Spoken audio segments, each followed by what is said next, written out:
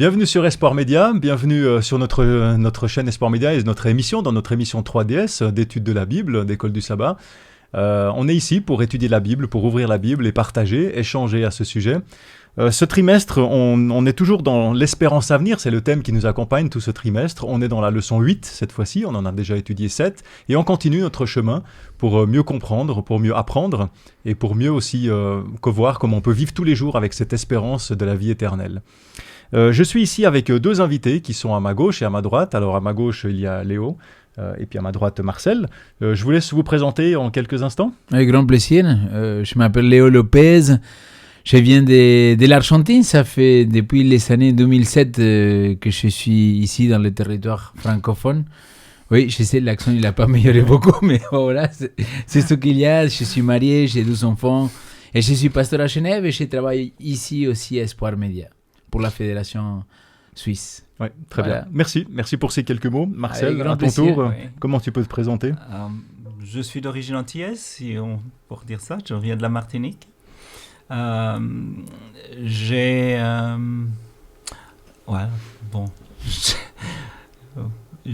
un parcours un petit peu atypique, peut-être pour toute ma vie, pour tout ce que j'ai fait, mais pour terminer, je suis ici en Suisse romande, dans la fédération, en tant que pasteur itinérant.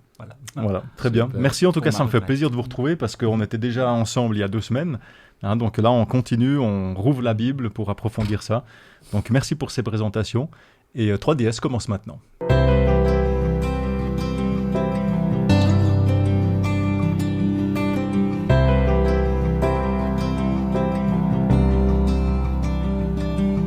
Voilà, nous nous retrouvons. Avant d'ouvrir la parole de Dieu, j'aimerais peut-être vous poser une petite question brise-glace. Est-ce que ça vous est déjà arrivé dans votre vie, donc à vous personnellement, d'avoir tellement de problèmes, tellement de difficultés, que finalement vous voyez aucune solution possible, et des moments comme ça, ou des moments où vous êtes tellement dans le désespoir que finalement vous ne savez pas du tout quoi faire. Léo, est-ce que ça t'est déjà arrivé? Oui, et même dans plusieurs domaines de ma vie, c'est-à-dire à niveau laboral, à niveau familial, mais aussi à niveau spirituel. Donc des moments dans lesquels tu te dis mince, et maintenant, qu'est-ce qui va se passer? Moi, j'habite à Cologne-sous-Salève, donc dans la frontière, et souvent là, maintenant, quand il arrive l'hiver, il y a un brouillard très épais. Mais parfois, il est tellement épais qu'on a de mal à voir à 20-30 mètres. On n'arrive pas à voir dans la route s'il y a une autre voiture qui arrive. On ne voit vraiment rien. D'accord. Et parfois, j'ai eu l'impression dans ma vie, dans plusieurs domaines, comme je le disais tout à l'heure, que voilà, il y a ces brouillards-là qui ne te permettent pas de voir clairement, quoi. Ouais, des fois, on a l'expression de ne pas voir la fin du tunnel, le bout du tunnel. Ça va dans la même idée.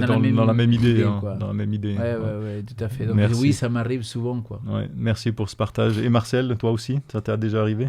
Oui, c'est vrai. Là, ça m'est arrivé... je souffrais beaucoup. C'était au décours d'une opération et la douleur était tellement forte que je me disais, Seigneur, écoute, prends-moi, je veux plus vivre, je ne veux plus souffrir, je veux plus vivre. Ça, c'est ce que je disais dans ces moments-là. Mais il y a quelqu'un qui a dit, dans le désespoir, il y a désespoir. Et je crois que à travers le désespoir, il peut y avoir un chemin vers l'espoir. Ça dépend de la manière dont on vit ces moments-là, et ça dépend aussi de quels sont ceux qui sont autour de nous pour nous aider, pour nous tendre la main et pour nous permettre de faire ce chemin. Dans un conte de Salomé, il y avait l'histoire c'était le gardien des peurs, en fait. Et dans ce conte-là, il y avait quand quelqu'un avait une peur, il allait le voir, et puis ce magicien des peurs, c'est comme ça qu'il s'appelait, il arrivait à pouvoir dire, mais derrière chaque peur, il y a un désir de vie. Il suffit D'accord. simplement. Quelqu'un qui dit « Moi, j'ai peur, je ne veux plus vivre, j'ai peur de vivre », il disait « Oui, mais c'est parce qu'il y a un problème que vous voulez vivre sans ce problème, sans cette difficulté. » Un jeune homme qui veut se suicider parce que sa fiancée l'a quitté, cette personne ne veut pas mourir. Au contraire, ce qu'il désirait, c'est pouvoir vivre avec l'amour de celle qu'il aime. Et il y a ce désir de vivre autrement que ce que l'on vit.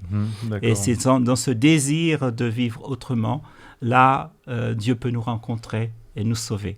Quelle belle définition d'espérance. Oui, absolument. Et ça tombe bien, comme le titre de cette leçon, c'est l'espérance dans le Nouveau Testament. C'est ce qu'on va approfondir pour essayer de faire ressurgir ou jaillir cette espérance qui se trouve dans les Écritures.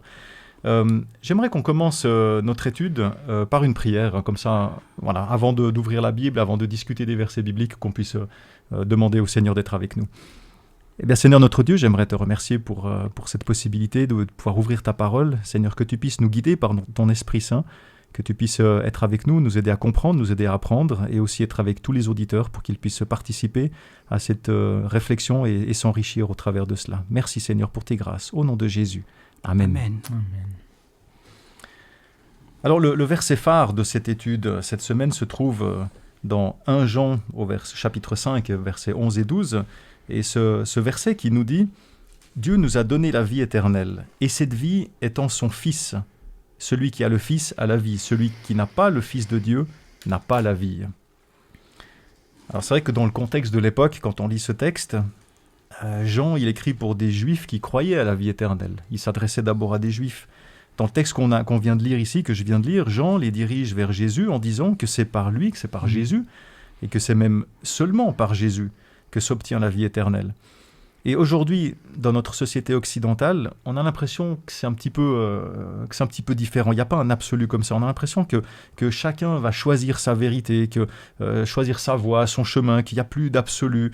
C'est finalement comme s'il y avait plusieurs chemins qui existaient et qui mènent à un objectif final. Et cet objectif final, quand on regarde les gens, c'est même souvent orienté sur cette vie présente. Si, on parle souvent même plus forcément de ce qui se passe après la mort, on parle de cette vie terrestre. Mais comment concilier cet absolu dont parle Jean en disant c'est Jésus, c'est que par Jésus, avec finalement la culture et la mentalité d'aujourd'hui, la mentalité actuelle. Marcel, est-ce que tu veux réagir par rapport à ça ? Oui, c'est vrai qu'aujourd'hui, nous vivons une culture de l'instant. Il faut tout de suite. Et c'est difficile pour les personnes souvent de se projeter dans l'avenir. On est une société où l'on veut toujours rester jeune, toujours rester un grand ado, même quand on est adulte. Même des personnes qui ont une cinquantaine d'années, ce sont de grands ados. Ceci dit, pour moi, même à l'époque de Jésus, la Bible était une contre-culture. Ce que Jésus propose va à l'encontre des idées qui circulent dans le milieu ambiant, dans le milieu culturel, social, religieux. Jésus prend le contre-pied de tout cela parce qu'il propose quelque chose de bien meilleur. Et c'est vrai que dans le contexte d'aujourd'hui, notre société occidentale, où l'on relativise tout, il est souvent difficile de comprendre qu'il y a des absolus. Mais ces absolus sont là pour, d'une certaine manière, nous permettre de pouvoir nous entendre sur des éléments fondamentaux. La nécessité d'être généreux, d'être bon, d'être aimable, ouvert à l'autre. Ce qui fait le socle de notre humanité.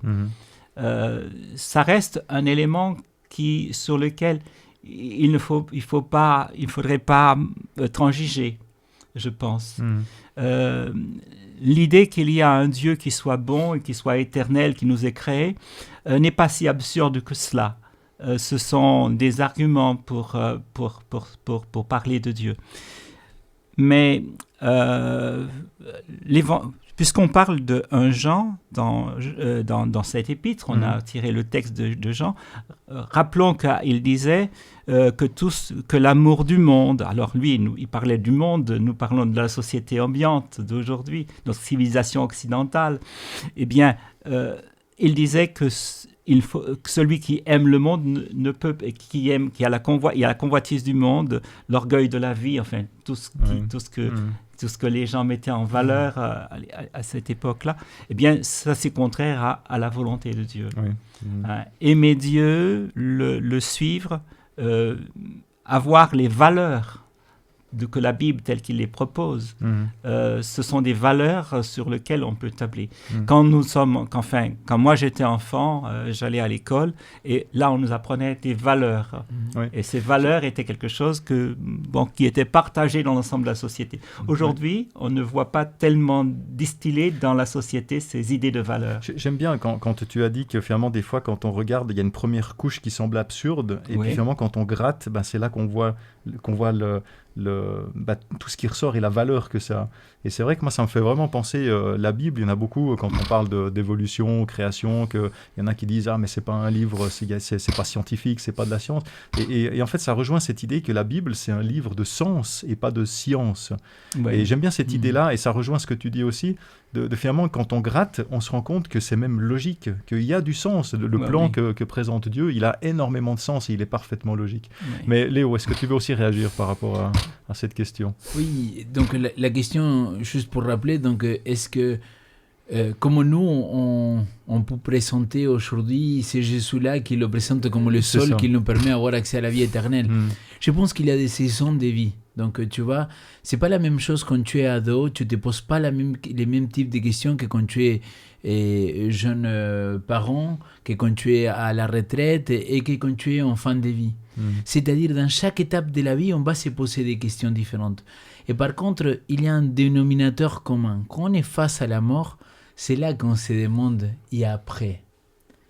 Tu vois, et donc pour moi, il y a des fois que je me dis, ça ne sert à rien d'insister à l'expliquer ce que c'est la vie éternelle à un jeune qui pense qu'il a la vie éternelle. Parce qu'il est rempli de vie, parce qu'il a 18 ans, 25 ans.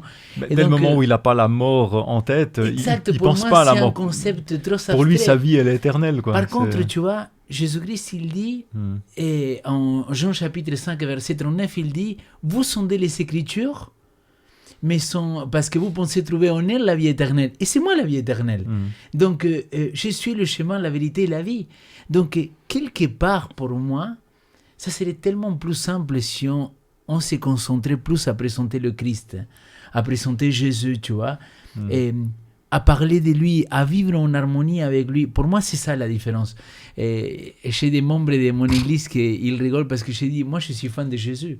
Après, le reste, je ne sais pas. Tu vois, c'est comme l'aveugle, Jean chapitre 9, vous vous rappelez, il dit, moi, je ne sais pas où vous voulez venir ses disciples. Il va les dire aux pharisiens, il va les dire, moi, je sais une chose. J'étais aveugle, et maintenant, je vois. Et c'est exactement ça que je pense que c'est là pour moi l'absolu, que Christ il transforme des vies ici sur terre déjà. Et en plus, quand tu es accroché à lui, quand tu es avec lui, en plus, tu as le bonus de la vie éternelle. Amen. J'aime bien cette idée de fan club finalement. Enfin, moi, l'Église mondiale, la communauté ecclésiale, les gens, les membres, ceux qui ont accepté finalement ce message, ce sacrifice que Jésus a fait pour nous, on est son fan club. C'est beau quand même. Et toi, tu es peut-être le président du fan club. Je ne sais pas si je suis le président, mais il y a d'autres qui sont plus fans que moi. Mais... Très bien, merci pour vos réponses et pour vos réflexions. Et c'est vrai que quand on regarde la société, autour de nous, on a l'impression que les gens qui nous entourent, ils ont souvent un nouvel objectif. Un objectif de se focaliser sur leur vie présente, leur vie actuelle, et puis de la vivre pleinement. Ils n'ont pas beaucoup, en tout cas on ne le voit pas, peut-être intérieurement ils ont ce questionnement interne, mais on ne voit pas beaucoup que dans leur façon de vivre, cette perspective peut-être qu'ils ont ou qu'ils n'ont pas au-delà de la mort.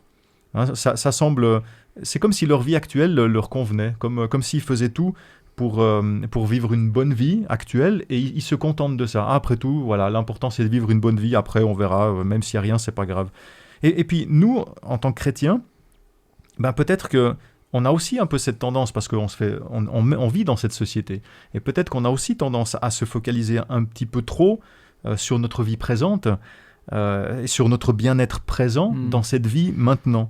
Alors, comment est-ce que vous pensez qu'on peut réveiller, premièrement en nous, en tant que chrétiens, parce qu'on a cette espérance, mais aussi réveiller chez ceux qui nous entourent, qui n'ont peut-être pas cette perspective au-delà de la mort, ou au-delà de cette vie-ci. Comment est-ce qu'on peut réveiller cette magnifique perspective, justement, qui s'étend bien au-delà de la mort de cette vie présente?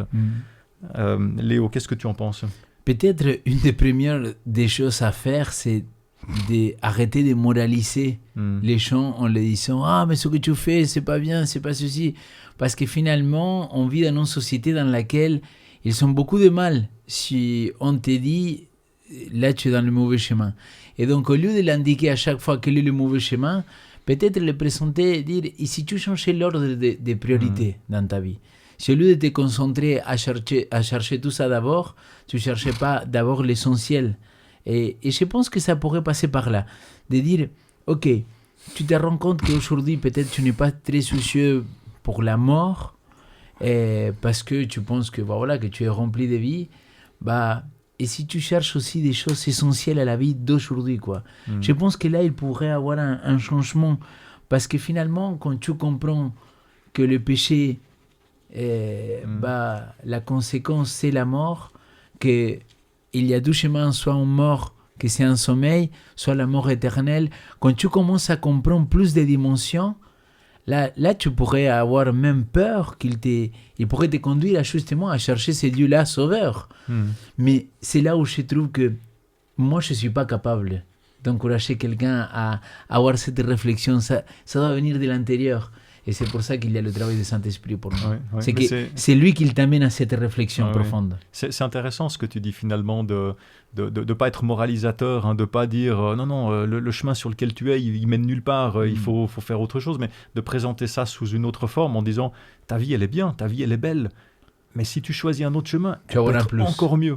Elle peut être encore mieux. Et là, il y a une dimension supplémentaire qui s'ouvre. Et ça peut être une piste très, très intéressante. Et surtout dans cette société, et Marcel l'a dit, c'est une société de l'instantané. D'ailleurs, une des applications, un des réseaux sociaux les plus connus au monde, Instagram, c'est Insta. Tu vois, donc c'est l'instant présent. La photo que tu vas prendre pour montrer et pérenniser plus ou moins ta vie dans une sorte de ligne temporaire qu'il reste fiché dans le temps. Mais c'est pas ça, quoi. Et toi, Marcel, qu'est-ce que tu penses? Comment est-ce qu'on peut réveiller cette espérance dans une perspective qui va au-delà de notre vie présente? Réveiller. Ça me rappelle une phrase de Marx qui disait que la religion, c'est l'opium du peuple. Alors, parler de réveiller avec un opium. Parce que les gens qui... la pensée de beaucoup, c'est que la religion, c'est une sorte de soporifique qui nous dit, bon, accepte toutes les vicissitudes de cette vie, parce que de toute manière, il y a quelque chose de meilleur qui t'est proposé, et cet avenir, c'est un avenir illusoire en réalité. C'est ce que propose, par exemple, le marxisme, mais c'est ce que nous dit le marxisme sur la religion. En réalité, ce qu'il faut comprendre quand on parle de la vie éternelle, ce que c'est que la vie éternelle, c'est dans le texte qu'on a lu, en Jean chapitre 5, il dit celui qui a le Fils a la vie. La vie éternelle, c'est un cadeau, un présent que Dieu nous donne à vivre au présent. Et ce présent va se continuer plus tard. Mais c'est déjà quelque chose que l'on peut vivre ici-bas. C'est une relation avec Jésus. Ce que tu disais tout à l'heure, c'est le Christ qui est la vie. Et être en Christ, vivre avec lui, l'aimer, le servir, et puis être au service des autres, du coup. C'est ça, finalement, la vie. La vraie vie, c'est celle que l'on prend à bras-le-corps quand on va à la rencontre des autres, quand on s'ouvre, quand on ouvre son cœur, quand on ouvre son âme. Et c'est ça que le Christ nous propose. Donc, si l'on veut, pour réveiller les gens, eh bien, il faut d'abord, d'une certaine manière, qu'ils meurent à leur vie. Excuse-moi, tout à l'heure, on a parlé de la vie. Ta vie est bonne, elle est belle et tout. Alors, pour certains, peut-être que la vie, c'est le plaisir, c'est beaucoup de choses. Mais toutes ces choses sans le Christ, c'est une vie qui ne vaut rien. Elle vaut ce qu'elle vaut en termes d'art, en termes de ce que la personne peut accomplir pour aider les autres. Mais elle n'a pas le sens qu'elle pourrait avoir. Elle n'a pas le sens que Dieu peut lui donner. Ouais, exactement. Le véritable sens de la vie, elle est dans la relation dans la juste relation avec Dieu et dans la juste relation avec les autres. Ce véritable sens de la vie qui est donné par notre Créateur, il nous a créés justement pour avoir cette relation. Hein. Donc ça se recoupe exactement. Jean, il mentionne plusieurs fois que Jésus va revenir. Hein. Si on prend dans Jean au chapitre 14, les versets 1 à 3, plusieurs fois dans l'Apocalypse aussi, en particulier dans le dernier chapitre de l'Apocalypse, dans le chapitre 22, qui termine la Bible, où on a plusieurs fois, à trois reprises, cette notion Jésus revient bientôt. Pourquoi, à votre avis, est-ce que c'est important de savoir que Jésus va revenir ? Pourquoi est-ce que l'espérance de la vie éternelle après notre mort, est-ce que ça ne suffit pas ? Ça ne suffit pas d'espérer que Jésus va revenir, mais d'espérer d'avoir la vie éternelle, pardon. Pourquoi qu'est-ce que ça change finalement le fait que Jésus va revenir ? Est-ce qu'il y a quelque chose de plus ou quelque chose de différent parce que Jésus revient ? Moi, je reviens à la même question, à la même remarque que j'avais fait au commencement en disant il y a différentes saisons de vie et on ne s'interroge pas de la même manière. Il y a le président Macron qui, il y a quelques années en arrière, il a cité un rappeur qui s'appelle... président français, hein, parce qu'on est en Suisse ici. Oui, mais bon, mais on connaît, quand même, on connaît Macron. Oui, tous les Suisses, ils suivent la politique française, juste pour te rappeler. Absolument. Alors, et il a dit, il y a un rappeur français qui s'appelle Orelsan, et il a dit, c'est un sociologue moderne. Et donc, je me suis intéressé à ce que les gars, il écrivait. Et il avait un des chants qu'il dit génération Z, donc c'est la génération des plus jeunes, ceux qui aujourd'hui ils sont jusqu'à 25, 30 ans. Il dit, ça se voit qu'on n'a pas connu la guerre. Et là, c'est très profond ce qu'il dit, parce qu'il est en train de dire, comme nous, on n'a pas connu la guerre, on ne connaît pas la souffrance, on ne connaît pas ce que c'est que te manque la nourriture, on ne connaît pas la pauvreté, on ne connaît pas la crise comme ils l'ont connu nos grands-parents, nos parents. Et quelque part, je pense que pour répondre à ta question, pourquoi attendre Jésus-Christ, par contre, tout va bien dans ta vie, quelque part, tu te dirais, mais pourquoi Jésus revient ? Mais c'est quand tu te retrouves dans la crise que tu te dis, ah Père, reviens. Et ça, il arrive à n'importe quel chrétien. Je ne connais pas un chrétien que ce n'est pas comme ça. Quand tu es confortable... On ne ressent pas le même besoin. Hein, ça, bien sûr. C'est sûr et c'est là que petit à petit, tu te rends compte, quand il vient le moment de crise, quand on a ton fils, que je ne sais pas, qu'il ne veut plus rien savoir avec Dieu, qu'il prend le chemin des drogues, que tu le vois qu'il est en train de se détruire, là tu commences à crier, à implorer à Dieu de t'aider.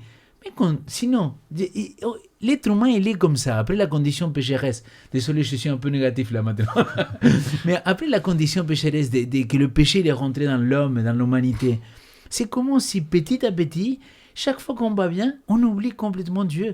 Et les disciples, quand Jésus-Christ, il va dire le texte de Jean 14, c'est parce qu'ils sont dans un moment de crise. C'est-à-dire, Jean chapitre 14, verset 1-3, il est tellement connu que votre cœur ne se trouble pas. Si vous lisez le chapitre 13, verset 38, il dit, Jésus répondit, tu es prêt à te défaire de ta vie pour moi ? Amen, amen, je te le dis. Et un coq n'aura pas chanté que tu m'auras renié 3 fois. Donc, il vient le dire à un peu le leader charismatique des 12. Toi, tu dis que tu vas mourir pour moi, tu vas me renier. Et c'est là, imaginez s'il vous plaît 12 secondes, la peur, l'incertitude qu'il a dû avoir dans le cœur. Attends, mais si Jésus, il dit ça de Pierre, c'est lui qui l'avait confessé qu'il était le Fils de Dieu vivant. Et nous. Et donc, c'est là que le texte il dit que votre cœur ne se trouble pas, mettez votre foi en moi, et mettez votre foi en Dieu, mettez votre foi aussi en moi. Il y a beaucoup de demeures dans la maison de mon Père. C'est-à-dire, c'est dans les moments de crise que parfois Dieu se sert, c'est pas que Dieu les produit, pour qu'on se rappelle à quel point on a besoin qu'il vienne. Et tu vois, Matthieu chapitre 6, quand il dit l'oration, ça c'est l'espagnol, la prière, notre Père. Notre Père qui est aux cieux, que ton nom soit sanctifié, que ton règne vienne. Donc la première demande de Christ dans la prière modèle qu'il a laissée, c'est laquelle? Que ton règne il vienne à nous, tu vois. Et je pense que c'est là. C'est pas que dans les moments de crise, mais vraiment chercher d'abord le royaume des cieux dans tous ces... Dans tous ces moments, quoi. Merci pour ce partage. Marcel, quelle perspective, le retour du Christ? Qu'est-ce que ça donne comme perspective pour toi? Le Christ promet un foyer à des personnes qui n'ont pas de lieu sur cette terre. Il dit, il y a plusieurs demeures dans la maison de mon Père. Il dit, je vais vous préparer une place pour que vous soyez avec moi. Enfin, nous serons à la maison. C'est ça le plus important. Je crois que dans un monde dans lequel on est, où il y a beaucoup de déplacés, beaucoup de gens qui n'ont pas de lieu, des déplacés à cause climatique ou des gens qui, pour des raisons économiques, qui sont en endroit pour aller vers un autre. Et la Bible dit que nous sommes des étrangers et des voyageurs sur cette terre. Nous n'avons pas de lieu sur cette terre. Le véritable chrétien n'est pas là pour pouvoir s'enraciner. On a l'impression, et peut-être il faudrait un réveil chez nous, que beaucoup de gens considèrent qu'ils sont là, parvenus, et qu'ils sont déjà... ils ont déjà le paradis sur terre. Non, il n'y a pas encore le paradis sur terre. Nous attendons ce lieu. Et ce lieu, ce foyer que Dieu propose, en attendant, puisque nous sommes dans l'entre-deux, le Christ revient, c'est vrai, bientôt, très bientôt, j'espère.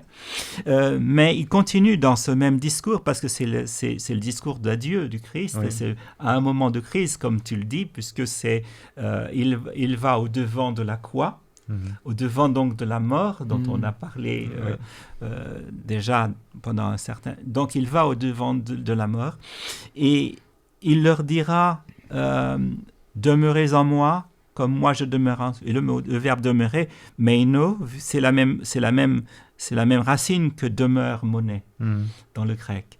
Et il dit ceci, demeurez en moi comme moi en vous. C'est lui notre demeure.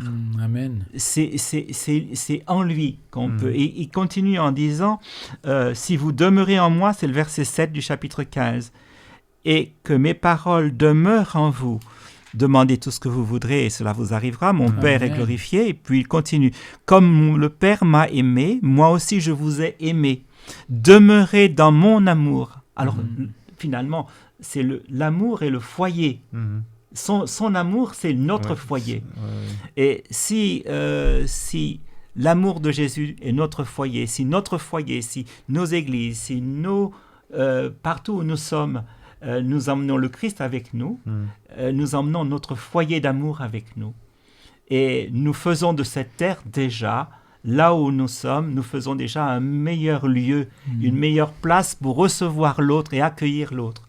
Nous en faisons une sorte de pont ou d'arche pour pouvoir recevoir et accueillir les autres, afin qu'ils puissent être prêts pour pouvoir être dans le royaume de Dieu. Il dit, si vous gardez mes commandements, vous demeurerez dans mon amour. Et quel est ce commandement? Il dit, voici mon commandement, que vous vous aimez les uns les autres comme je vous ai aimé. Alors, je dirais qu'une chose, l'amour, c'est la vie. Que dois-je faire pour avoir la vie éternelle? Et le Christ dit, si tu veux entrer dans la vie, aime. Enfin, je peux résumer l'idée. C'est ça. Aime. Juste une notion, la vie, c'est l'amour. C'est une vie d'amour. Dieu est amour, ce foyer, c'est Dieu. Et pour pouvoir... Et le Christ, c'est l'amour incarné. Bah oui. Et la seule chose qui passe le cap de l'éternité, ce sont des gens qui sont aimants. Parce que l'amour demeure à toujours. J'aime bien cette notion de, comme tu l'as exprimé, que l'amour c'est notre demeure, qu'on habite là-dedans, que c'est la définition même du Christ. Et de demeurer en Christ, c'est demeurer dans cet amour, et que cet amour demeure en nous, l'amour du Christ qui demeure en nous. C'est une très belle notion qui donne justement une perspective bien différente. Éric, si tu me permets de rebondir juste par rapport à ça, c'est très intéressant parce que Paul, il va dire en Romains chapitre 5, verset 5, et l'amour de Dieu, il était répandu dans votre cœur à travers le Saint-Esprit. Ouais, oui. Et ça rejoint cette notion-là, à quel point on a besoin de lui, parce qu'il a dit, je serai avec vous jusqu'à la fin du monde. Comment? À travers la personne du Saint-Esprit. Mais si le Saint-Esprit, on ne lui donne pas cette place, parce que tu vois, lui, il est notre demeure, et en même temps, nous sommes sa demeure. Ouais, oui. C'est beau, quoi. Parce qu'il dit que nous sommes le temple. Cet aspect bi-relationnel finalement dans les deux dimensions, dans les deux sens que veut le Christ. Tu vois pourquoi je suis fan de Jésus. Il est génial, quoi. Très bien, j'avance un petit peu et toujours on reprend la parole dans l'évangile de Jean, ici au chapitre 6. Au verset 47, Jésus dit avec une certitude, dans le texte ça se ressort bien, dans certaines versions il dit « en vérité, je vous le dis », ou bien on peut traduire aussi par « Amen, Amen ». Il dit que celui qui croit en Jésus a la vie éternelle. Celui qui croit en Jésus, donc il parle au présent, celui qui croit maintenant, il a la vie éternelle. Il n'aura pas, il a la vie éternelle. Et quand on lit ce texte, qui est une certitude, Jésus l'exprime très fortement, cette vie éternelle, c'est donc bien une réalité présente. Alors quand on voit ça, on pourrait presque paraphraser en disant que la vie éternelle, elle commence déjà maintenant dans notre vie présente. Mais alors si c'est le cas, si je comprends bien le texte ici, pourquoi est-ce qu'on a quand même besoin de mourir pour ressusciter, si on a déjà la vie éternelle maintenant? Marcel, peut-être, je suis sûr que tu as une idée tu peux nous éclairer là-dessus. Alors, tu as raison de montrer que c'est une certitude. Il y a cette assévération, le fait de répéter 2 fois « Amen, Amen », en vérité, en vérité. Là, je disais tout à l'heure que la vie éternelle est un présent à vivre au présent. La vie éternelle, alors ce n'est pas seulement une quantité de vie qui va durer l'éternité, qui nous met en parité avec Dieu quelque part. Et c'est bien, nous sommes ses enfants, et il le Père. Donc nous vivrons aussi longtemps qu'il vit, parce qu'il vit déjà l'éternité. Mais il nous invite à entrer dans cette éternité et à vivre avec lui. Mais ce n'est pas seulement une question de quantité, c'est une question de qualité. Elle commence maintenant avec cette qualité de vie qui est là. C'est vivre comme Dieu vit. C'est vivre la vie de Dieu. Ce n'est plus moi qui vis, c'est Christ qui vit en moi. C'est ce Dieu qui vit en moi et qui me soutient et qui me donne la vie. Mais pour ce faire, je dois mourir et ressusciter. Alors tu dis mourir, parce qu'en fait, vu ma nature, mais je suis un homme avec ses difficultés et tout. L'apôtre Paul parle de ses difficultés qui va me permettre de... Ce corps de mort, je le porte avec moi. Mais en réalité, le jour où j'ai accepté Jésus, je suis devenu enfant de Dieu. Je suis né de nouveau. On est... Selon Luc, on est fils de Dieu en étant fils de la résurrection. Nous sommes des ressuscités. C'est cela qu'il faut bien se dire. Alors, c'est vrai qu'il faut mourir à soi-même. Il y a cet égoïsme qui est en nous, qui est là. Tant que le Christ n'est pas encore venu, il faudra vivre encore dans cette chair. Mais on vivra par l'Esprit de Dieu, comme Léo l'a si bien dit. C'est la présence de l'Esprit en moi qui me permet de vaincre. Alors, l'apôtre Paul raconte ce conflit dans Romains chapitre 7 et surtout dans chapitre 8, comment on peut avoir la victoire. Amen. Et ça, c'est important. Nous sommes plus que vainqueurs par celui qui nous a aimés. Il est mort et ressuscité pour nous. Nous devons mourir et quand nous ressuscitons, nous devenons une même plante avec lui. Si je vis, ce n'est plus moi qui vis, c'est Christ qui vit en moi. Il ne s'agit pas tant de mourir que de vivre de la vie de Dieu, de vivre de la vraie vie.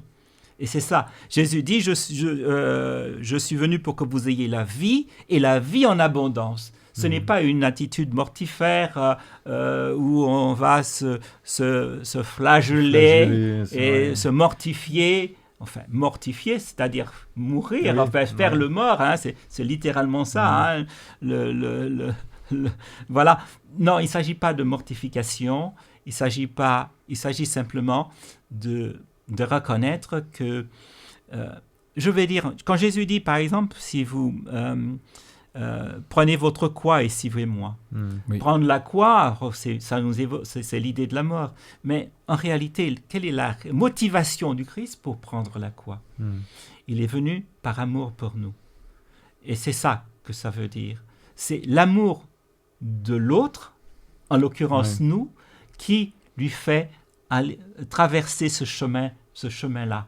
Prendre ce risque-là. On retombe toujours et encore, Oui. et heureusement parce que c'est central sur cette notion d'amour. C'est la nature même de Dieu, c'est l'essence de Dieu. C'est vrai que j'aime bien ce que tu dis en disant quand on parle de vie éternelle, peut-être que trop souvent, et tu l'as justement exprimé, trop souvent on a tendance à penser que la différence entre notre vie actuelle et la vie éternelle, c'est simplement une question de temps, que le chronomètre ne va pas s'arrêter. Alors que finalement, tu donnes cette dimension supplémentaire en disant, Dieu il dit pas je vais faire que ta vie elle soit plus longue et qu'elle soit sans fin.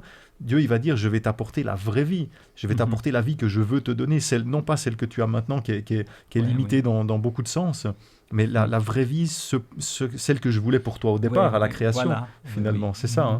Merci pour ça. Léo, tu veux ajouter quelque chose? Alors, c'était très, très complet ce que tu as dit. J'ai sorti un petit peu des textes bibliques pour... un jour, j'ai écouté, je ne sais pas si vous voyez, c'est qui, Bono, donc le chanteur de U2. Et donc, c'est une star mondiale. Il est un chrétien très engagé. Je ne le connais pas. Non, j'imaginais bien, mais c'est pas grave. Mais c'est quand même un rock star, quoi. Oui. Et on l'a posé la question, et on l'a dit, à qui priez-vous? Et il a dit, je prie Jésus. Bien. Mais pourquoi vous priez Jésus? Il a dit, Et tu vois, la personne qui il a posé la question, il s'est moqué un peu de lui. Oui. Et lui, il a dit, dans la Bible, il est clair.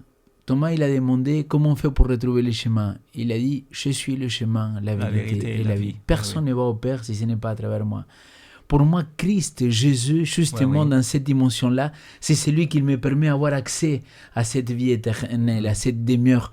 Et c'est pour ça que, quelque part, on doit devenir des fans de Jésus-Christ. Parce qu'à partir du moment que je kiffe Jésus, pour utiliser un terme de jeunes, à partir de ces moments-là, il y a quelque chose qui change dans ma vie. Et là, je suis en connexion avec cette vie éternelle. Et ce n'est pas simplement que j'ai la désir pour l'avenir, mais j'ai la désir que de maintenant, tu vois, de commencer à vivre dès maintenant ce qu'on va vivre dans le ciel. Amen. Et ça, je pense que c'est un privilège qu'on a en tant que chrétien. Alors, je discute avec des passionnés, là, ça fait plaisir. Vous transmettez cette passion et j'espère que les auditeurs peuvent aussi le sentir. Merci pour ces réflexions très, très pertinentes. J'aimerais prendre aussi un texte dans 2 Corinthiens, un texte de Paul, dans la seconde épître aux Corinthiens, chapitre 4, verset 16, où Paul il nous dit que la résurrection de ceux qui sont morts dans le Christ aura lieu à la voix d'un archange, au son de la trompette de Dieu. Donc dans ce texte, si on prend ce texte, on voit bien que ce sera un événement précis, un moment précis. Ça aura lieu vraiment à un moment dans le calendrier, si on veut dire, à une date précise, décidée par Dieu lui-même, finalement. Et quand on lit ce texte de Paul, on voit que ça semble vraiment important parce que 2 versets plus loin, il va terminer son discours ou sa phrase ou son paragraphe en disant de s'encourager mutuellement par ses paroles. Donc on voit que c'est important. Il annonce ça et il dit mais encouragez-vous avec cela. On sent que c'est important pour lui. Et pourquoi est-ce que c'est important finalement que ça se passe à un moment précis, que ça se passe à un moment qui est comme ça défini et pas que finalement les gens ils vont ressusciter, chacun quand il meurt il ressuscite après, etc. Non, là Paul il dit clairement c'est un moment précis, le même moment pour tout le monde. Pourquoi est-ce que c'est important, Léo? Alors, à mon avis, et ça c'est parce que quelque part quand nous sommes dans la galère, quand nous sommes dans la crise, on n'arrive pas à voir, mais c'est ça l'espoir. Et j'ai beaucoup aimé la définition que Marcel il a donnée de retrouver cette espérance au milieu de la crise, non? Et je dis toujours, il y a un chant en espagnol que je ne peux pas le traduire, mais il dit, avec les pieds sur terre, je marche, j'y vais, mais toujours en regardant vers là-haut. Et ça, j'aime beaucoup ces chants-là. C'est un chant en espagnol qui n'existe pas en français. Mais cette notion de dire, il va y avoir un moment précis de l'histoire que Dieu il va arrêter avec la souffrance, qu'il va donner une fin à toute cette douleur, à la mort, au deuil. Et là, le texte, il nous parle justement de cette espérance et de ces moments précis dans lesquels Dieu il va intervenir encore une fois dans l'histoire de l'humanité. Parce Ouais. que tu vois, il intervient dans ta vie, il intervient dans un moment précis. Mais après, il va intervenir aussi dans un moment de l'histoire, de Exactement. l'humanité. Donc, c'est pas la même chose. Attention, parce que tu vois, le Saint-Esprit, il peut venir et tu peux avoir la Pentecôte de ta vie dans n'importe quel moment. Mais après, cette pluie de l'arrière-saison, c'est dans un moment qu'il va venir pour toute la Pour tout le chrétienté. monde, Donc, ça bien peut venir sûr. pour toi, mais aussi pour l'Église. Et c'est pour ça que c'est important de comprendre que dans un moment précis, Dieu, il va intervenir. Dans un moment précis, il va finir avec tout ça. Et s'il terminait pas à un moment précis, ben, finalement, ça continuerait, le mal continuerait, et finalement, le plan de Dieu, finalement, de nous sauver et de faire une terre nouvelle Tout à fait. et de vivre éternellement Et avec c'est lui, ça- comme c'est lui ça le souhaite, l'espoir. son but, son projet ne se réaliserait pas autrement. Exact. Merci Léo. Marcel, tu veux aussi réagir par rapport à cette question du moment précis pour tout le monde? Ce que je vais dire, c'est simplement que Dieu a un plan et il se tient à ce plan.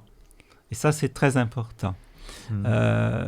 Quand il parle dans le livre de Daniel, il dit « La fin est pour un temps fixé ». Donc, il sait, il est celui qui, selon Daniel chapitre 2, il est celui qui est le maître du temps. Et ça, c'est très important de pouvoir compter sur une personne qui, finalement, a la clé du temps entre les mains. Il a la clé du temps et de l'éternité. Et il faut bien se dire qu'ici, la mort n'est qu'un sommeil. Dans ce sommeil-là, nous n'avons pas la notion du temps. On s'endort et au matin, on se réveille. On sait que du temps a passé, mais combien Difficile à dire. Il faut regarder la montre pour savoir combien de temps on a dormi. Absolument. Et autre. Alors des fois, on a l'impression, beaucoup de gens sont insomniaques et ils ont l'impression de ne pas avoir dormi. Puis en réalité, quand on regarde, ils ont quand même bien dormi. Donc, tout ça pour dire simplement ceci. On ne fait que dormir et puis un jour, il y aura la résurrection. Toute vie humaine, on est à une vie humaine du retour de Jésus. Quel que soit l'individu, quel que soit le moment dans l'histoire de l'humanité, on est tous, j'allais dire, presque à égalité. Dans notre perception, c'est au maximum une vie humaine. C'est une vie humaine et on n'attend pas plus. C'est ça. Ouais. Et donc, Dieu fait tout cela pour que nous puissions ne pas... Voilà, ça, c'est très important Mais c'est intéressant parce que ça oui. veut dire que même aujourd'hui, au XXIe siècle, finalement, on n'attendra pas plus longtemps le Christ, le retour du Christ, que quelqu'un qui a vécu au IIe siècle. Et ce qui est dans cette perspective humaine, finalement. Et ce qui est intéressant, c'est que dans chaque génération, tous l'ont attendu comme venant à leur époque. Et c'est un peu normal. Je veux dire, si j'aime quelqu'un, je l'attends de mon vivant. Bien sûr. Je désire être avec lui. Vous êtes en train de communiquer à distance avec quelqu'un qui est à l'autre bout de la terre. Si c'est votre épouse, vous ne voyez pas que cela dure éternellement. Il faut pouvoir un jour vous rencontrer. Il y a ce désir de rencontre. Et c'est pareil pour nous et notre Dieu. Nous désirons être avec lui et un jour, cela va se réaliser. Ce jour qui sera un moment précis, il est dit à la voix d'un archange, au son de la trompette.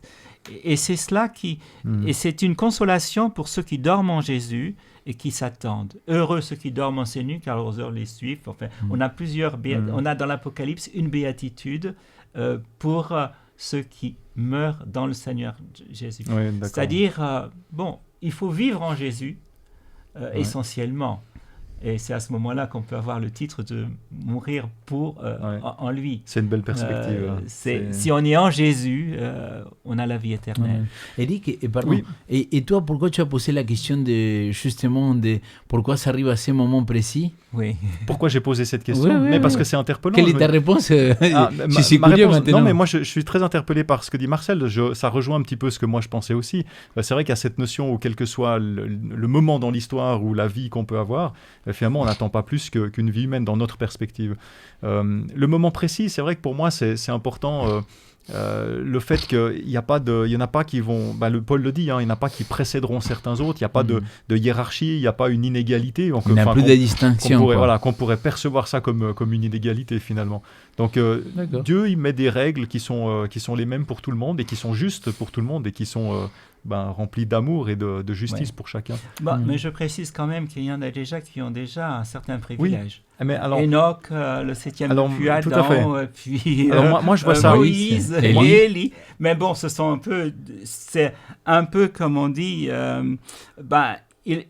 on sait qu'il y a des gens qui goûtent déjà l'éternité, on va dire dans pleine éternité. Mais moi personnellement, je ne prends pas ça comme étant des...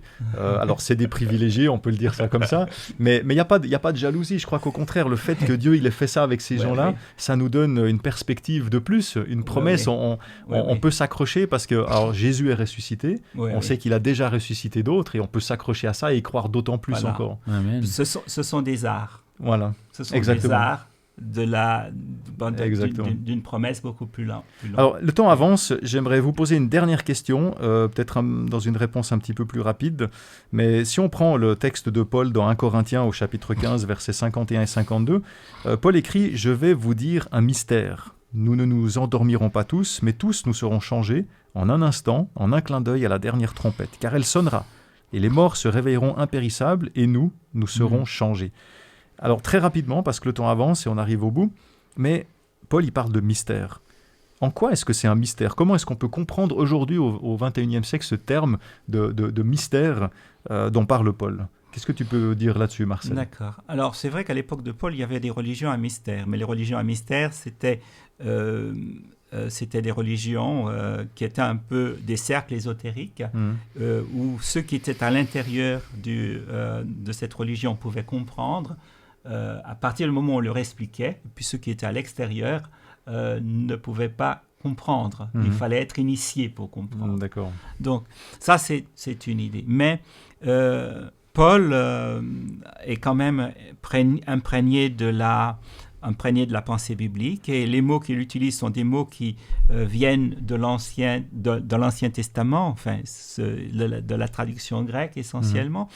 Et mousterion traduit un mot qui est sod, qui signifie en hébreu, qui signifie à la fois secret, mais aussi un secret qu'on partage avec un ami. D'accord. Donc ce que la Paul dit, je vous dis un secret que Dieu, en tant qu'ami, lui a révélé. Parce que c'est une révélation que Dieu veut partager. Dieu veut partager avec nous, parce que nous sommes ses amis. Abraham était l'ami de Dieu et c'est cela.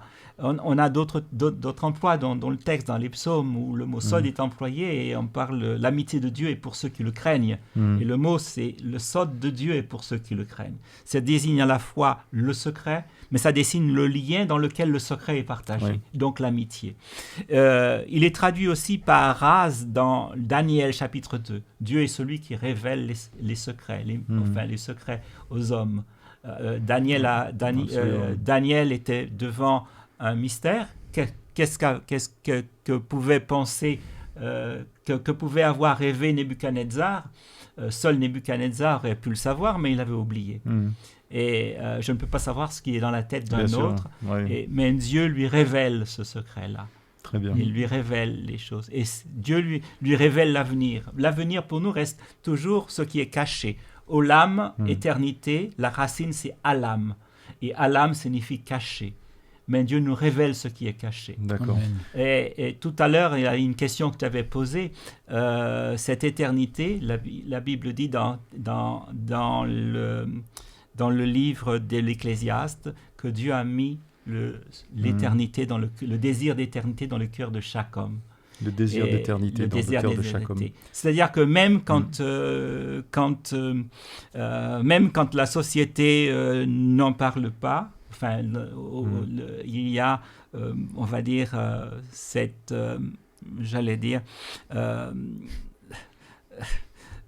collusion des hommes pour essayer d'étouffer cette réalité qui se trouve en eux. Chacun est traversé par cette idée d'éternité. Merci et chacun beaucoup. a cette espérance en nous. Merci beaucoup pour cette conclusion. Je retiens les mots que tu as dit, que Dieu met dans le cœur de l'homme cette éternité. Voilà, j'espère qu'on a pu lever le voile aussi sur ce mystère, que c'est un petit peu moins un mystère pour nous. En tout cas, on arrive au terme de l'émission. J'aimerais vous remercier. Léo, tu voulais encore ajouter quelque chose? Vas-y, ma conclusion, parce qu'il a eu ce mot de conclusion. Toi, tu as le droit. Voilà, tu vas conclure après. Non, tu vois, le titre de cette école de sabbat, c'est de l'espérance dans le Nouveau Testament. Pour moi, l'espérance, c'est pas la vie éternelle, désolé. Pour moi, l'espérance, c'est Jésus-Christ. Et Ellen White, il va écrire un livre qui s'appelle Le désiré de toutes les nations. Le désiré des nations. Comme on le dit en anglais, c'est ça. Donc, en espagnol, deseado de toda la gente, c'est lui, tu vois. Parce que c'est en lui qu'on a la vie éternelle. C'est lui qui nous a permis d'avoir accès et de vaincre la mort. C'est lui qui nous a promis de nous transformer dans le son de la trompette. Donc, pour moi, l'espérance dans le Nouveau Testament, c'est pas la vie éternelle, c'est la personne de Jésus-Christ. Et d'ailleurs, que serait la vie éternelle s'il n'y avait pas Jésus? Il y avait pas. C'est Jésus qui donne tout l'intérêt de cette vie éternelle. Et ben voilà, c'est le mot de la fin. Merci pour cette petite note très intéressante. J'espère que vous avez apprécié cette émission, que ça vous aura fait réfléchir, comme nous, ça nous a fait réfléchir. J'espère que vous aurez apprécié, que ça vous construit aussi dans votre relation avec Dieu. N'hésitez pas aussi à partager cette émission si ça vous a plu et que vous connaissez des gens à qui ça pourrait plaire également. N'hésitez pas non plus à liker pour recevoir les notifications et puis à nous faire un don aussi parce qu'on en a besoin. Et sur ce, j'aimerais encore remercier nos invités du jour et vous remercier vous qui nous suivez et on vous donne rendez-vous à la semaine prochaine.